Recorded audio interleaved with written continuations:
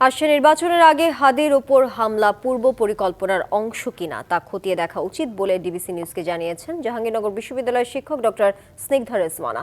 ২৪-এর ৫ই আগস্টের সময়ে যেই সব থানা ও থানার অস্ত্র লুট হয়েছে তা উদ্ধার হয়নি মনে করিয়ে দিয়ে তিনি বলেন, হাদির ওপর হামলার ঘটনা খারাপ বার্তা দিচ্ছে, আর বিষয়টি নিয়ে সরকার ও বিভিন্ন মহলের বক্তব্য আস্থা হারাচ্ছে বলে জানান তিনি।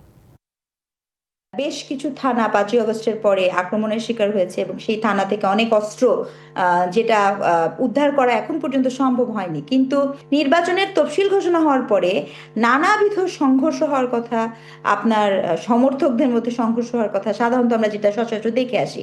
তো সেটিকে যে নিশ্চিত করার জন্য আইন শৃঙ্খলা পরিস্থিতি কতখানি তৈরি আছে, অথবা আমাদের যেই নির্বাচন কমিশন, সেই নির্বাচন কমিশন কিন্তু বলেছে যে সে কিন্তু কোনোভাবেই এটাকে ছাড় দিবেন না, তাহলে সেক্ষেত্রে কিন্তু তার আরো স্ট্রং হওয়ার একটা ব্যাপার আছে। কিন্তু সেই জায়গাটা যদি না হয়, তাহলে কিন্তু এটা যারা প্রার্থিতা করবেন, যারা ভোট কেন্দ্রে যাবেন বা সমর্থক, সকলের জন্যই কিন্তু এটা খুব একটা ভালো বার্তা বহন করে না।